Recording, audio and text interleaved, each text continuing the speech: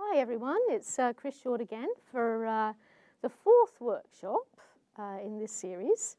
This one we're going to be looking at creating a comfort toy, a creative one, something that you can use your imagination with. We're going to be looking at how to plait things, how to weave things, so that you can adorn your comfort toy. And we're going to be looking also at some of the environmental issues surrounding fabric and clothing and how we can reduce and recycle and reuse things in imaginative ways. So let's get started with a book. And I really love this book. It's by Jane Hissey. It's called Little Bear's Trousers. And in case you don't know what trousers are, they're pants. You probably get the hang of it with the story anyway. That's from my English background. We always used to call them trousers, and we still do. In Canada, they're pants. So anyway, let me show you this book. It's a wonderful book. It's illustrated by Jane Hissey, and these are all drawings that she's done, and they're very realistic. They're really quite super. But this is a book about using your imagination and using things in many different ways. So, Little Bear's Trousers. Let's have a read. Okay, hopefully you can see that okay. The sun shone through the window and woke Little Bear. "What a lovely morning," he said to himself. "I'll do something different today."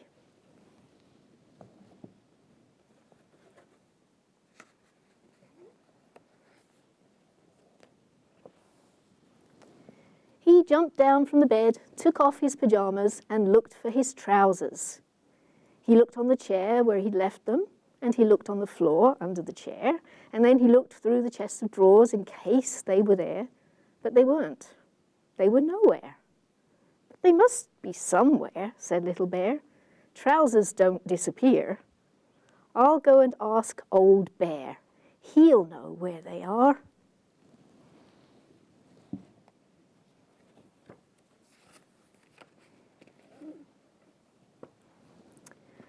Old Bear was already enjoying the sun in his deck chair. "I haven't seen your trousers, I'm afraid," he said. "But Camel was around here earlier. Perhaps she knows where they are."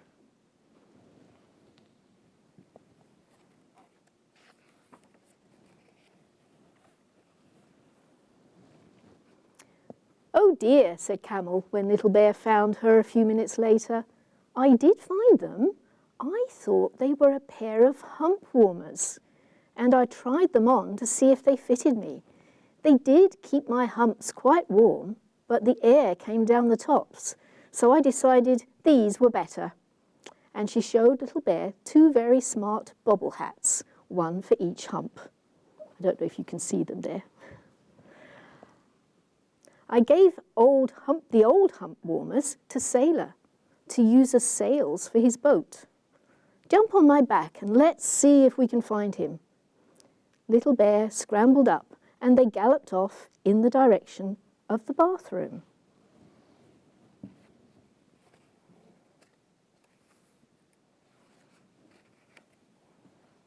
And this side, hopefully you can see the next picture. Here they are in the bathroom. Looks like Sailor's there in his boat.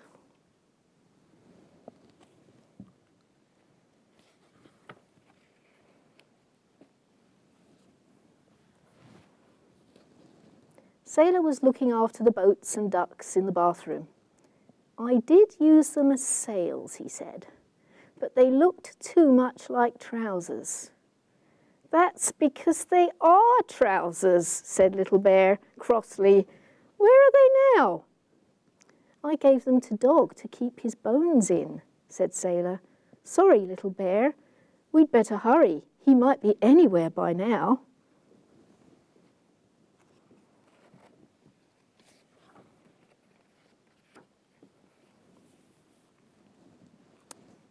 Dog was happily burying his bones in flower pots when Little Bear found him. My bones kept falling through the two-bone holder, he said.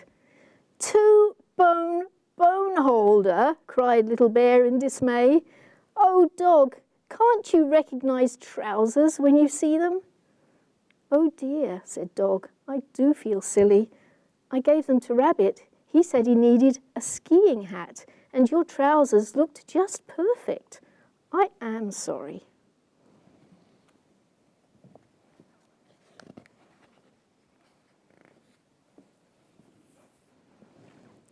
Whee! Cried Rabbit as he shot past Little Bear a few minutes later, skiing down the banister on two lolly-stick skis. He didn't have Little Bear's trousers on his head now. But I did have them earlier, he explained, when Little Bear caught up with him.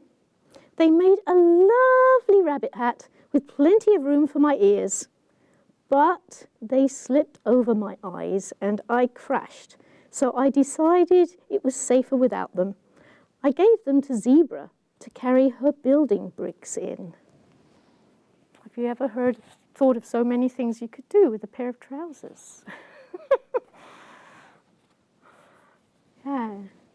Zebra was building herself a house when Little Bear arrived, but his trousers were nowhere to be seen. I wondered whose they were, she said. They were terribly useful. I tied up the legs with string, put them on my back, and carried all these bricks here in them. But when I had enough bricks for my house, I gave them to Duck to use as a flag for his sandcastle. I am sorry, Little Bear. I didn't know they belonged to you.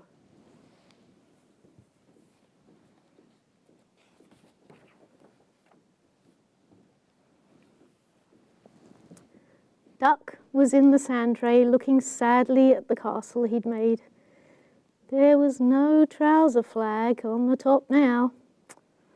I did use the flag that Zebra gave me, he sighed, but Bramwell Brown came and said it was just what he needed, urgently, in the kitchen. He gave me this paper flag to use instead. Never mind, said Little Bear with a sigh, feeling quite glad that his trousers were not covered in sand. The kitchen was in a terrible muddle. There were bowls and spoons and eggs and flour, and in the middle of it all sat Bramwell Brown. I wonder what you think's happening to the trousers now and what they're being used for. Let's see.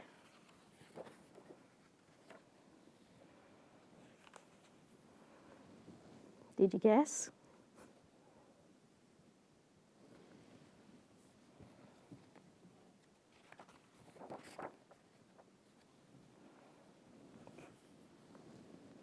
He had Little Bear's trousers, but, oh dear, he'd filled them with pink icing and was busy decorating a huge cake with them. It's a special occasion cake, said Bramwell, and you have to put icing on special occasion cakes. I thought I could do 2 stripes at once with these icing bags. But they're not icing bags, they are my trousers, sniffed Little Bear, trying hard not to cry. I thought I'd seen them before, said Bramwell Brown.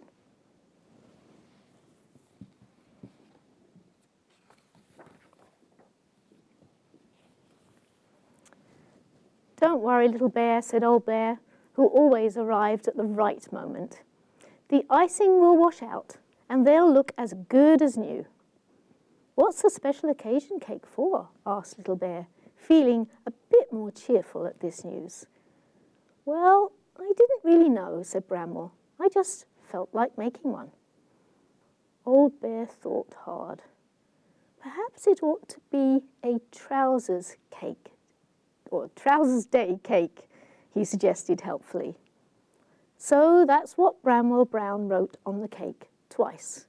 Once with the icing from the left trouser leg and once with the icing from the right trouser leg. It said, Happy Trousers Day in the middle, and there was a trousers pattern all round the edge.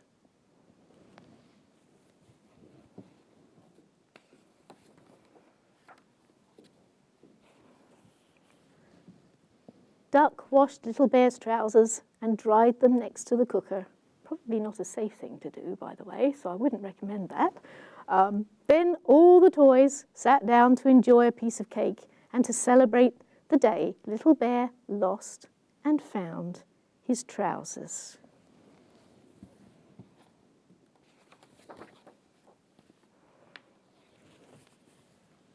And ever since Trousers Day, little bear has slept with his trousers under his pillow. Nobody will find them there, he says.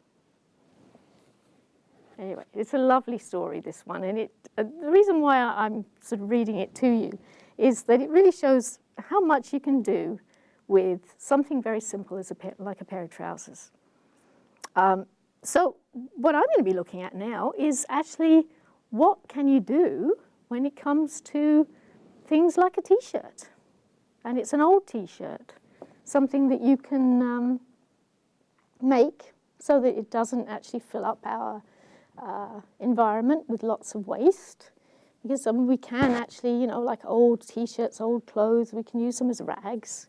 You know, we can repair them sometimes, we can sew on patches. But what else could we do with them so that we're helping our environment? And I thought it might be kind of nice to make a toy of some kind, a very simple toy from old clothing. And of course, you know, by doing it, we're going to be helping to save our environment a little bit, because not only less waste, but less pollution, because it takes a lot of energy to make clothes, to make fabric. It takes a lot of energy for us to transport all those clothes. And a lot of that energy comes from things like fossil fuels, which of course, you know, ends up increasing the greenhouse gases in our environment. And also there's a lot of chemicals being used to make new clothes, and a lot of dyes which pollute our land and our water and our air. So if we can reduce the amount of things by recycling, reusing, then that makes a lot of sense. So the other thing too, when they're actually making fabric, which I didn't realize myself until I started doing some research on this, was it takes a lot of water to actually make some of these fabrics, like cotton, for instance. There's actually a sea called the Aral Sea, which is now a desert, because all the water was used up to produce cotton. And of course, we need our water for people to drink, so if we can save it, that's great. Anyway, so I've got a research question for you to start with, too. I'm going to show you this, but it might be nice for you to do some of your own research. And that is, you know, what kinds of fabric, what kinds of materials are better for keeping our environment healthy? What kinds of things should we make our clothes with and our toys with that would, you know, sort of help? What kind of fabric would help our environment the best, and why? See if you can find out a few things about that.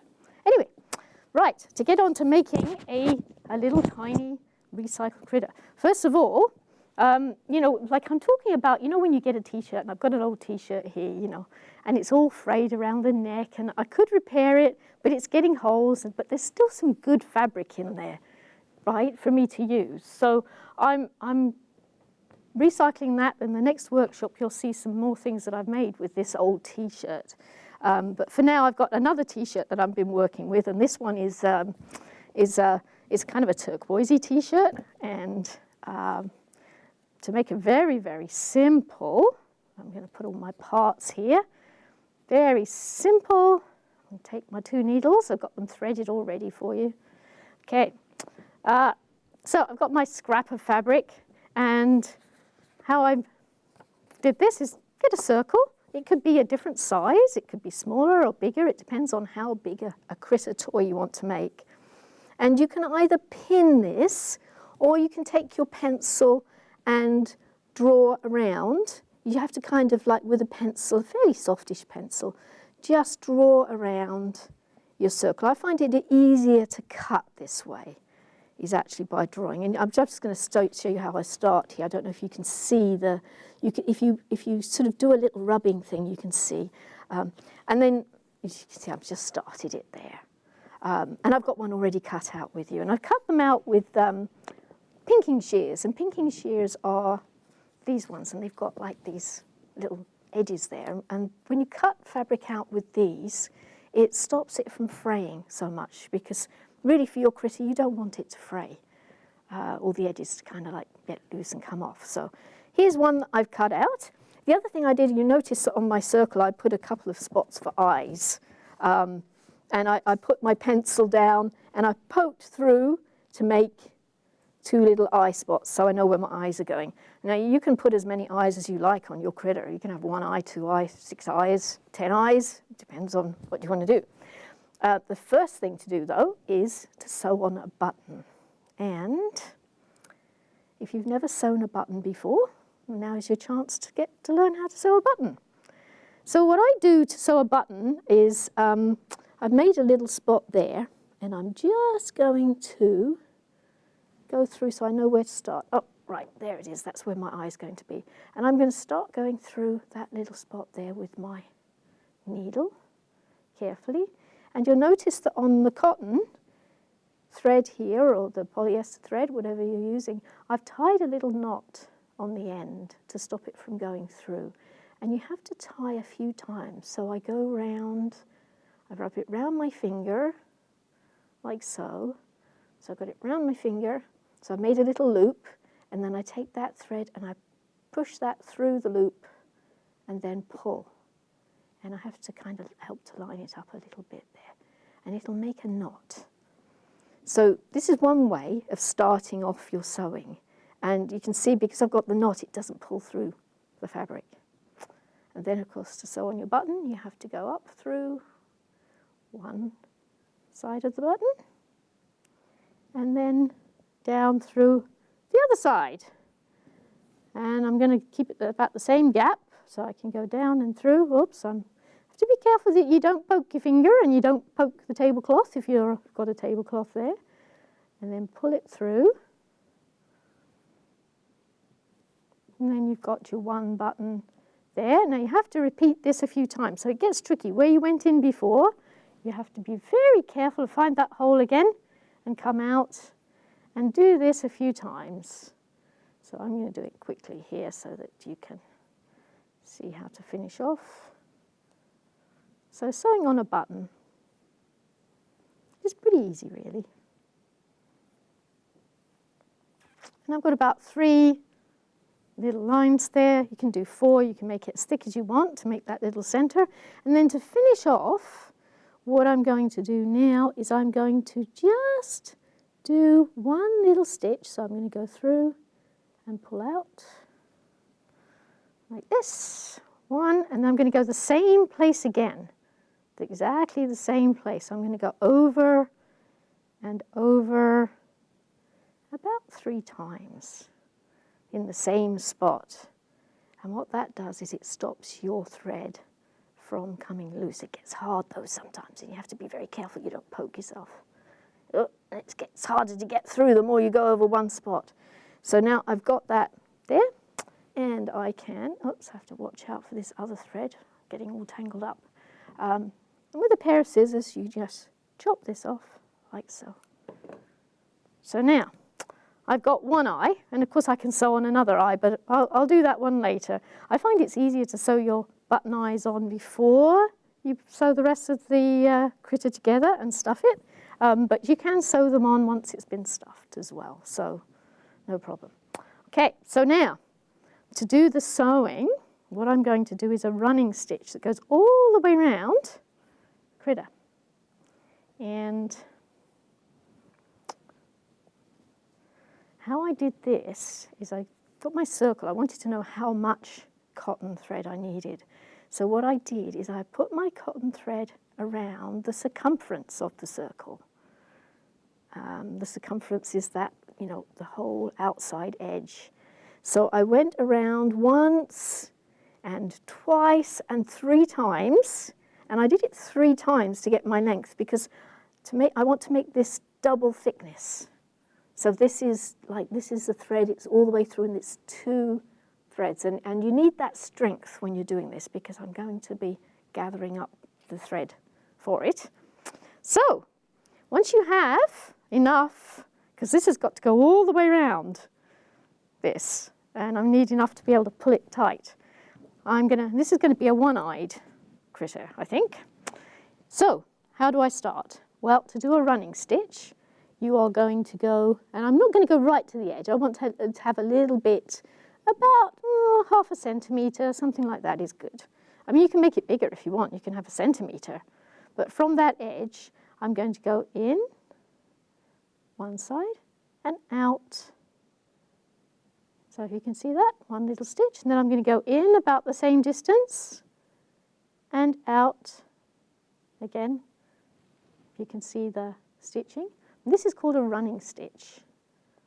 So I can do two. And when I pull this through, I'm going to make sure I leave enough in this end so that I can pull it tight, because I'm going to leave this length there on that side. So now I'm going to go all the way around, and so I'm going in and out, in and out. And it's called a running stitch because it's kind of like in, out, running all around. Nothing too complicated, so can you see that with the stitches there? And I'm going to keep going, so I'm going to go in, out, and I'm going to do this fast. You know, take your time. It's not a race to do this. I can do lots of stitches all at once and pull it through, but you might find that you're quite happy with just doing one stitch. One in, one out, and pull it through. One in and out and pull it through. So, I've been doing this for quite some time, so I can do a whole bunch in one go. And put it through. And I'm slowly getting round my circle, which is kind of nice. Now you can make these critters with different shapes, but I found that circle works quite nicely. And we can embellish it with all kinds of other things. So, and round we go. In, out. Try to keep your stitches as even as you can as you're going round. So, you know, not like a big one and a small one, or a big one and a small one. Try to keep them all the same size when you're doing your running stitch. And through, do, do. I often hum to myself, actually, when I'm sewing or listening to music, or sometimes it's good to be, you know, listening to stories being told.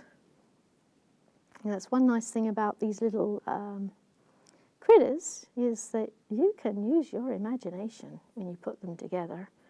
And you can use your imagination to tell stories about them. You can make them, they make really nice comfort buddies too. You can, you know, something to hold too when you need that little bit of reassurance is really nice. And they make nice little gifts too, to help someone else and keep them company and give them a little bit of comfort. So there we go. So I'm now coming all the way around, almost to the edge of the circle there. So, and I can just pull it so that it's flat, and you can see it's been bunching up. You can see what's going to happen, can't you, with this? But I want to make sure I don't pull it all out. So it's all been gathered around, and I've come right at this point here, there. So now you can see, and you've been watching me, haven't you, pulling it a bit tighter. I'm going to pull this now, both sides. So I'm going to get hold of both, and it might be an idea just to cut off that needle so you don't poke yourself there. I'm going to cut that needle off. Oh, there we go. Put that to the side there. And now I've got my 2 threads. And I can pull these 2 threads very gently and close up my little critter. But it's a bit, you know, empty at the moment. So what I've got, and what I do with all my scraps, I'm just going to get my little tub. I recycle my yogurt tubs for things too. In here I've got a whole bunch of little scraps of bits of wool, tiny little bits of wool, tiny little bits of, you know, old t-shirts and things, but that makes great stuffing. So you don't have to go buy any stuffing, and you're saving things, you're not wasting anything. you're actually helping our environment. So I'm going to take some of the stuffing and I'm going to put it inside. And there's something too that I found out when I was doing my research on fabric and clothing, is that when we wash our clothes, tiny little parts of those clothes, little tiny microfibers they're called, are actually washed out into the water. So they go down the drain and then, out down through the rivers and out to the ocean. And so these tiny little parts of our clothing are floating around in the water, and some of the tiny little fish think that they're food, and they gobble them up. And some of those little pieces of fabric, those tiny fibers, also are actually made from things like fossil fuels. So things like polyester and rayon and those sorts of things are actually made from oil. So what you end up with is these little tiny fish are eating these little pieces of plastic, really, is kind of what they are, these little pieces. And then, of course, the bigger fish are eating the smaller fish, and then we're eating the bigger fish. So we end up with all these little pieces of plastic in our food. So they end up being part of the food chain, which was something that I hadn't thought of before, but something that would be nice not to happen. I mean, having more organic things, in the water sounds like a good idea. But that's something, again, do some research on fabric and what's happening and how it's produced. And yeah, so I guess if we don't wash our clothes quite as often, it's a good idea. Or, if we can keep them clean for as long as we can, that really helps too. So now, I think we're getting there, aren't we? Slowly. I think that's probably stuffed enough now with my little scraps there. And now to finish this off, all I need to do is, and you might need a hand perhaps if you're not good at tying knots. We go over to tie a knot, we're going to go over one, and then we're going to tuck under. Oops, when it will cooperate, come on and loop it under and then pull it tight. And then you can do the same thing too. I find I wrap it around my fingers like that and then go through and pull it tight. Like so. Now, so at the moment I've got a one-eyed critter. It's a one-eyed critter, but I can make this much more interesting. I could with, if you've got some fabric markers, you can write details, you can draw things on, which is fine. I have one here that I made earlier, which is a two-eyed. It's a two-eyed one. And you can be so creative with these too. This one's got 8 legs, so it could well be an octopus. It could be some kind of a strange alien creature too. Depending on what you want to do with it. And again, this is, using your imagination. Sometimes, like when I'm looking at this one, I kind of turn it all over like this and give it a little, and it almost looks like a strange squiddy sea monster. So you can, there's loads of things you can do with this. I can tie it around on the top there, looks a bit more like, I don't know, a grandma critter. So there's loads of fun. You can just use your imagination. You can add as many legs as you like. And I'm going to show you how to make the leg part by plaiting and how to put it inside. So for now, I'm going to put this one at the side there. And I'm going to put this one over here. And again, you can use your imagination. So how do we make the legs? Well, there's a trick. And again, this is all using scrap wool. So I've got 3 pieces of scrap wool. Nothing gets wasted in my house. I've got 3 pieces, and I'm just going to tie a knot. So I wrap it around my finger, and then make a little loop, and then pull the threads through. So I've got one little knot at the top there, like so. Then I found a really neat way of plaiting. is to get yourself a bulldog clip or a clip of some kind and a board, and then just clip the top like so on the board. Now, when it comes to plaiting, I'm going to try and see if I can, I'll start this way. I'm going to start upside down. I haven't done it upside down before, so hopefully it works. We'll see.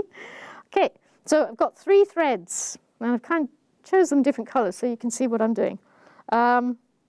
Right, I'm going to go over, so I've got a middle thread. So I'm going to go over with one side, that middle thread. Then this one gets pushed to the side, and this one becomes the middle. And I'm going to take this one, and I'm going to go over and make that one the middle, like so. And then I'm going to come bring this one over and make that one the middle, like so. And then I'm holding this in place too, and I keep doing this. I keep going round. And make sure you kind of have to make it snug. So, and it goes to the middle. So you keep rotating like this. And see, I'm used to doing it when I'm looking at it front ways. But I'm showing you upside down, for me, not for you. So that goes around like this. Can you see how it's beginning to grow with that plait? And we keep going, and keep going all the way around. And pulling it to the side. I'll just do a little bit more here, and then you'll see it beginning to grow. And, you know, if you've been used to plaiting hair, then you're going to be really speedy at this. But if you haven't done this before, then, you know, just take your time. And say, sing a song to yourself. Have a chat with someone. And you can see how it's beginning. Just show this up here. See how our plait's beginning to grow. And of course, at the end, when you've finished, you tie another knot. And that's what I've got here. As you can see, I've got my knot at the end there. And I did some very long ones here. So once you've got one of those, what you can do then is you can, I'm just going to show you from here because I didn't finish that one yet, is what I did is I actually opened up this a little bit and I stuffed this inside. Ooh, I've got an idea. I could make a 2-bodied critter. Ooh, that's exciting. Maybe I could put 2 of these legs into here, and then I just tie them around with some, you know, some more thread so that they'd be in there. Oh, I could actually have a 2. Ooh, I think that's kind of cool. I could actually do 2. I could put another one there, and you can use your imagination. My goodness, yeah, that would be really neat. So anyway, so do you get the idea now of how you can add, you know, like legs and arms and headbands and, you know, I mean, you can make a headband if you want, right, for you, and tie it round. There's so many possibilities, and I'm going to leave that to your imagination to come up with some of the ideas. So what else could you do? Well, one thing too that I have used for a lot of these is old sweaters. You know, instead of throwing them away so they fill up our landfill, instead of wasting, this is an old sweater from ages ago. And I've slowly taken it apart and making myself a little ball of wool. Like so. So this is from that old sweater, and they say it helps our environment. I've got little bits here. Again, those little bits, I collect them all and I put them in my tub for stuffing. So, okay. So what else could we do with those bits of wood? How about doing some weaving? If you've ever done weaving before, then that's cool. If you haven't, then I'm going to show you how to. And I'm just going to take this one. I started doing this one, but to show you. But I'm going to take it apart again to go back from the beginning. It's kind of hooked in there, so let me just undo that little bit there for you so that you can see how I started this and how to do a weaving. I should have done this beforehand, but I forgot. So, okay, so I'm taking this apart. Now, you can make your own loom. If you've got, you know that sign material that you see, like lots of people make big signs, and often the sign company, the sign shop has scraps left over. And you know, it's nice to be able to use those scraps rather than see them go into the garbage, because they are made from a plastic. So this is one way of using those and recycling them. And what I do for this is, if you can see, this is a long one that I have here. This plastic stuff, it's got ridges that go down, and you can actually just cut to make your loom. You can cut just in between those ridges there, the same length in between each one, and that gives you the edge of the loom. So this one here, I'm just doing very quickly just to show you, and try to make them the same length if you can, all the way down, depending on how wide you want your weaving to be. Oops. So you see I've got, I don't know if you can see that, there's these edges. So you do that one side and the other side. And this one here I've already done. So it gives you little slots. And for this now, you can do the warp for your weaving. And I'm going to take this apart here a bit so you can see. I start from the back side there, and then wrap it around, wrap it around, wrap it around, and keep going so that it catches. And this is the warp part. So you can see it catch it. And so it's quite tight. And then I've got two pieces at the back, and I'm just going to tie, and I put my finger down when I'm tying a knot on the back here. And again, if you need a hand with something like this, then that's fine. Someone knows how to tie knots, but you can always try it yourself. Pull it so that it's fairly tight there. And then you have your warp. Makes an interesting sound too. Now the other thing you can do too with your scrap sign pieces is you can make what's called a shuttle. And a shuttle, this is just a piece of plastic, and I've cut a little semicircle in the middle. I don't know, say it's got wool wrapped around it now. I've got a little semicircle on this side, a little semicircle on that side, and then I've wrapped my wool around to make a shuttle, and I'll show you what you can use that for in a second.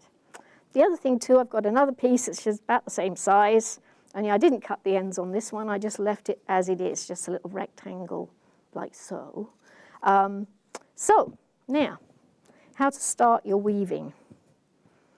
You need to take your one end of your fabric, or the fabric, your wool, and loop it through one end, and just tie one little knot on the end there, just to secure it in place, right? So now, put this around like this.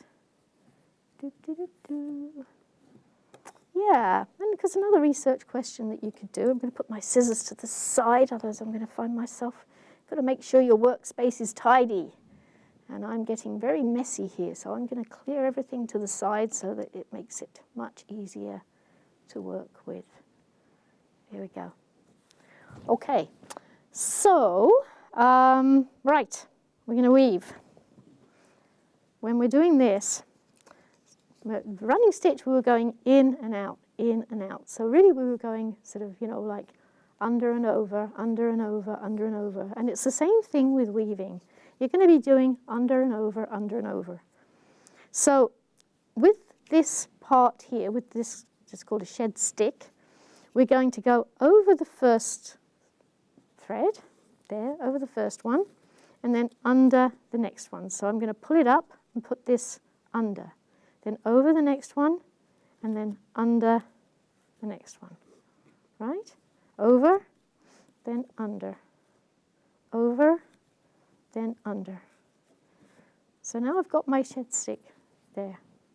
Then I'm going to turn my shed stick up sideways like this. If you can see that there, see, so now I've got a nice gap, haven't I? There. And because I've got this nice gap, I can now take my shuttle and I can just very carefully slide it right along and pull my thread through, then put my shed stick back down again and just nudge the wool to the end. Okay, so that it's kind of flat. And then, now, so you can see here, this one here, this wool went under on that last one, didn't it? So this time, it's got to go back over that one. So when I take my shed stick, I'm going to come from this side. And I'm going to be over, then under. Then over, then under, then over, then under, then over, and under. Okay, you see that? Then I open it up. Now sometimes I've made a mistake and I've undone everything I've started before, which is not a good idea. So you have to be very careful that you're doing the opposite when you come to here. So now I'm going to take my shuttle again, and I'm going to go through, all the way through to the other side. There we go, like so. Now, and then I can take my little shed stick, flatten it down, and flatten up the edges here. This one's kind of sticking out the edge there, like so. Okay, and I'm going to do one more just to show you. So this time I ended up underneath. This one's under. See, it's underneath. The thread is under. The wool is under. So I'm going to be over. Over, under, over, under, over, under, over, under. With the shed stick, open it up, and then come through, slide it through. So once you get, you can get quite fast with this. Now, what I do also want to do is I don't want to pull too tight, because if I pull really tight, see what's happening, right? It's getting too squishy. So I want to make sure that it keeps the same distance, between with my wool, and then I can pull this back up again. And I can keep going, backwards and forwards until I'm finished. And I've got one here that I was working on before. This one is actually, it's in red. And I've decided I was trying to find some more of this red, and I just wanted to keep it the red, and I couldn't find any more scrap wool. So I think I'm going to keep it just as it is to show you. And for this one, you see my shed stick, this time I used one of those lollipops.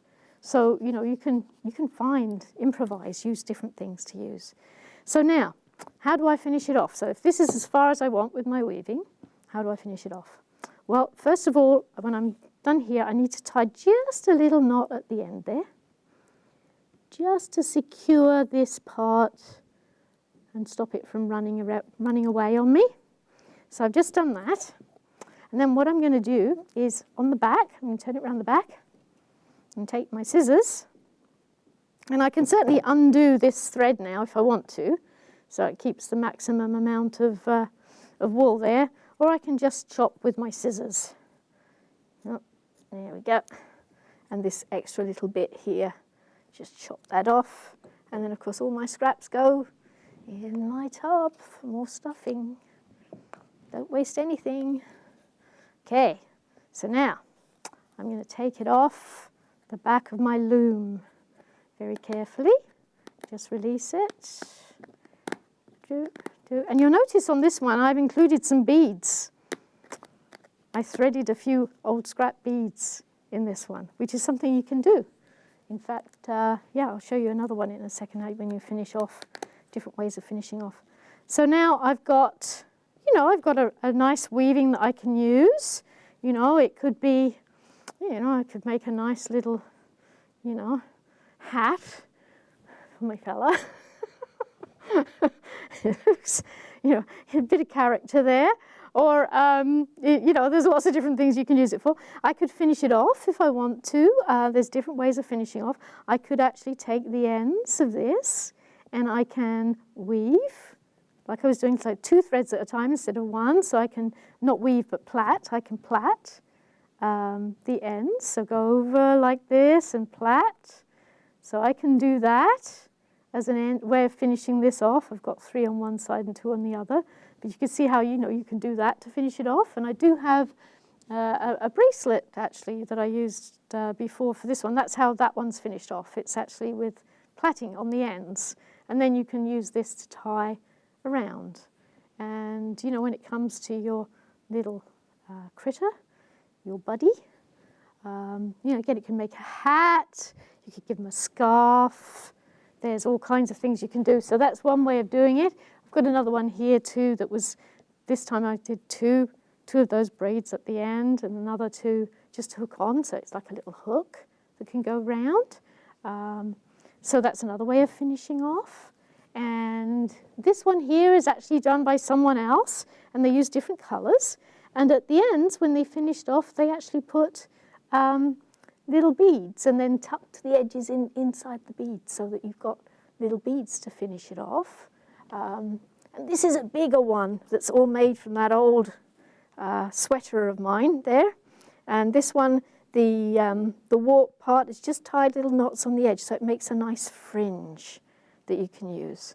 So then, you know, then you've got a lovely carpet for your buddy to sit on, or you've potentially got a little mat, you know, another tiny one for it to sit on. And you can make, you know, something round that can sit on it. You can use your imagination to create and make these little accompaniments to go with, you know, with your critter.